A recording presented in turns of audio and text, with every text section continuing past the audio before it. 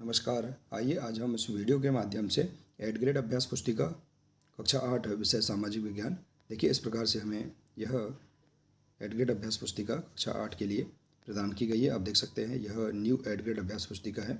इसमें देखिए सभी चैप्टर वाइज से अलग अलग अध्याय दिए गए हैं। इन सभी अध्यायों का संपूर्ण हल हम इस चैनल के माध्यम से समझेंगे।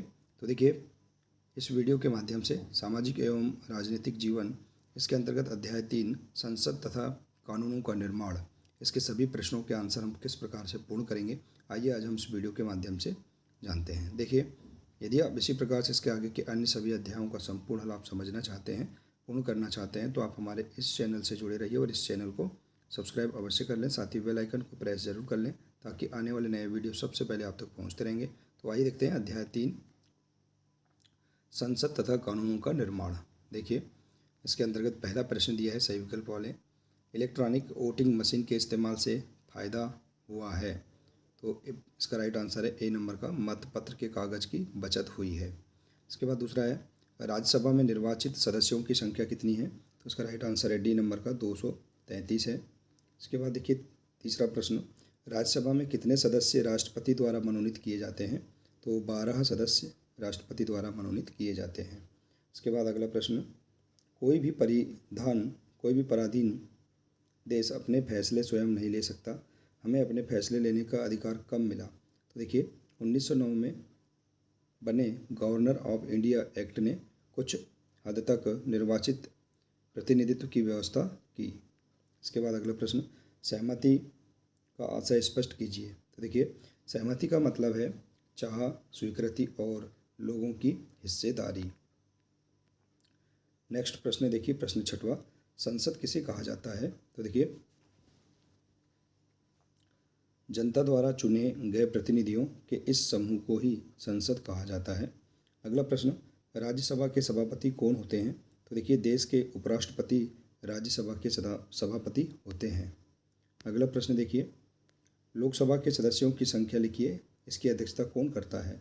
तो लोकसभा में कुल 545 सदस्य होते हैं और इसकी अध्यक्षता लोकसभा अध्यक्ष करते हैं। इसके बाद अगला प्रश्न है, राज्यसभा के सदस्यों का चुनाव किसके द्वारा किया जाता है।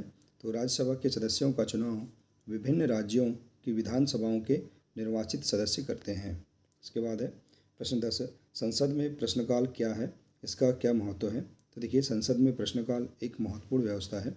इसके माध्यम से सांसद सरकार के कामकाज के बारे में जानकारियां हासिल करते हैं। इसके जरिए संसद कार्यपालिका का नियंत्रित करती है। सवालों के माध्यम से सरकार को उसकी खामियों के प्रति आगाह किया जाता है। इस तरह सरकार को भी जनता के प्रतिनिधियों यानी संसदों के जरिए जनता की राय जानने का मौका मिलता है। इसके बाद है नए कानून किस तरह बनते हैं। तो देखिए इसका आंसर, कानून बनाने में संसद की एक महत्वपूर्ण भूमिका होती है। यह प्रक्रिया कई तरह से आगे बढ़ती है। आमतौर पर सबसे पहले समाज के विभिन्न समूह ही किसी खास कानून के लिए आवाज़ उठाते हैं। यह संसद की जिम्मेदारी है। इसके बाद देखिए अगला प्रश्न, अलोकप्रिय एवं और विवादास्पद कानूनों का जनता किस प्रकार विरोध कर सकती है। तो देखिए अलोकप्रिय और विवाद कानूनों का जनता निम्न प्रकार से विरोध कर सकती है। पहला है उसके खिलाफ जनसभाएं कर सकते हैं। दूसरा अखबारों में लिख सकते हैं। तीसरा टीवी चैनलों में लिख सकते हैं, रिपोर्ट भेज सकते हैं। और चौथा है लोकतंत्र में आम नागरिक संसद द्वारा बनाए जाने वाले दमनकारी कानूनों के बारे में अपनी असहमति व्यक्त कर सकते हैं।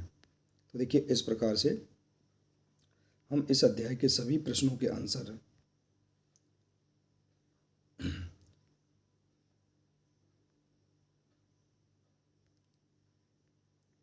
पूर्ण कर सकते हैं। देखिए आशा है कि आपको इस अध्याय के सभी प्रश्नों के आंसर समझ में आ गए होंगे। देखिए यदि जानकारी अच्छी लगी हो तो प्लीज़ इसे अधिक से अधिक शेयर करें, वीडियो को लाइक करें और इसी प्रकार से इसके आगे के अन्य अध्याय का संपूर्ण हल समझने के लिए आप हमारे इस चैनल से जुड़े रहिए। मिलते हैं इसी प्रकार से इसके आगे के अगले नए वीडियो के साथ। नमस्कार।